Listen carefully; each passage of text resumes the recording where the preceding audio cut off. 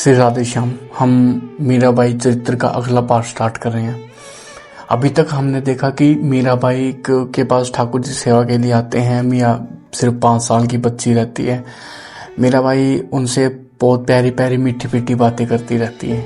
इसमें फिर आगे आता है कि अभी मीराबाई के पास उनकी माँ आती है, माँ आती है और बोलती चलो मीरा खाना खा लो और ठाकुर जी को भी भोग लगाना है। तो मीरा बोलती अरे मैं तो भूल ही गई कि ठाकुर जी को भी भोग लगाना है।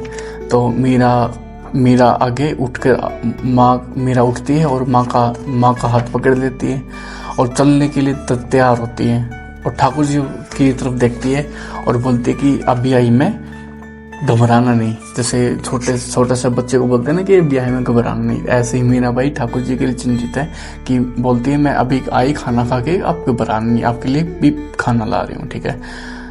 बाबू साहब आप भीतर पधा कर मेरे ठाकुर जी के दर्शन करिए ना। मतलब कि मैया को बोल रही कि मैया आप अंदर आइए और ठाकुर जी के दर्शन कीजिए। मीरा ने दूधाजी का हाथ पकड़ कर आग्रह किया, तेरे ठाकुर जी कहाँ से आए हैं? आ गए भला। मतलब कि मीराबाई के दादाजी बोलते हैं आपके तेरे पास ठाकुर जी कहाँ से आ गए? उन्होंने मीरा के माथे पर हाथ रखकर बड़े लाड से पूछा।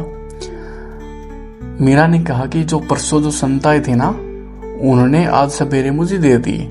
मैंने उनका फूलों से श्रृंगार किया। आप देखिए न चल के कितना अच्छा श्रृंगार हुआ है। क्या सचमुच संत ने दिए? मतलब दादाजी पूछ रहे हैं, संशय हो जाता है। हाँ हुक्म, उन्होंने ही दिए मुझको, नहीं तो मैं कहाँ से लाती। मैंने कल उनसे मांगा था ठाकुर जी को तो उन्होंने मना कर दिया। आज सवेरे उन्होंने कहा कि मेरे सपने में ठाकुर जी आए थे और ठाकुर जी आपके पास आना चाहते हैं सेवा के लिए, तो उन्होंने दे दिया। बाबू साहब और यह सब बात तो उन्होंने बताई, तब ठाकुर जी का नाम तो बताया ही नहीं। सच तो यह है कि मैं ही पूछना भूल गई एक संत से कि ठाकुर जी का नाम क्या है, मैं भूल गई पूछना। अब आप जल्दी से चलकर उनके दर्शन कीजिए और नाम ही बता दिए, नाम बताइए, इनका नया नामकरण कर दीजिए। मैं आ रहा हूँ बेटी, तुम भीतर जाकर खबर करो, दूधाजी ने कहा। मीरा दौड़कर अंतपुर में गई और चौक से चिल्लाकर बोली, आप सब एक और हो जाएं, बाबू साहब बता रहे हैं। जैसे ठाकुर जी के दर्शन करने। मीरा की बात सुनकर बौबे सब अपने अपने कक्ष में चली गई। मीरा की माँ अपनी जेठानी के कक्ष में जाती हुई बोली, भाभी साहब यह छोरी तो ठाकुर जी के पीछे पागल ही हो रही है, साथ साथ अंतदाता हुक्म को भी उधर इधर दौड़ाए जा रही है। अन्यथा अभी दोपहर के मैं विश्राम के समय उठाकर यहाँ लाने की क्या तुक है? ठाकुर जी को बाहर ले जाकर दिखा देती ना। सारे निवास में दौड़म दौड़ मची हुई है।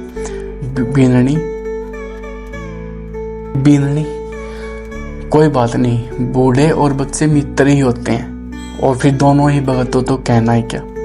तुम ही कहो, मीरा को छोड़कर किसी की हिम्मत है अंततः हुक्म के सामने की ऐसी बेतुकी बातें करने के लिए?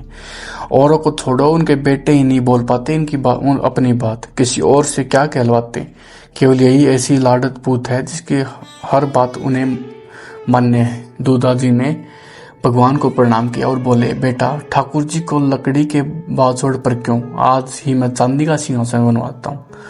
हाँ बाबू साहब, मखमल के गादी घोड़े, रेशम की दौड़, किम खाब के बागे, दौड़ने के लिए चंदन का हिंडोला, पलंग, पूजा के लिए चांदी के बर्तन और भोग के लिए सोने के बर्तन भी मंगवा दीजिएगा।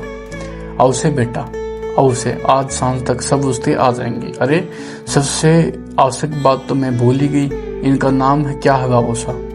इनके नाम का और गुणों का कोई पार नहीं है बेटा। तेरे ठाकुर जी हैं सो मीरा के ठाकुर जी, और क्या? नहीं, ये नहीं, ऐसा कहीं नहीं होता। ठाकुर जी को ठाकुर जी ही कहना चाहिए। आपको तो कोई भी मेड़ता के दादाजी नहीं कहता। आप तो नाम बताइए ना इनका। नाम तो सदा बराबर वालों के लिए प्रयोग किए जाते हैं, अन्य सब तो संबंधों और पद के अनुसार ही संबोधन करते हैं। मनुष्य का तो एक ही नाम होता है, परंतु ये तो अनंत नाम है, रूप और गुणों के स्वामी है। उन नामों में से जो भी मुझे प्रिय लगे, तुझे प्रिय लगे वही चुन ले। आप नाम लीजिए बाबू साहब, मुझे जो अच्छा लगेगा वही आपको मैं बता दूंगी। जय श्री राधे। हम सही चर्चा कल हम मीरा बाई जी के ठाकुर जी का नामकरण कर देंगे। श्री राधे।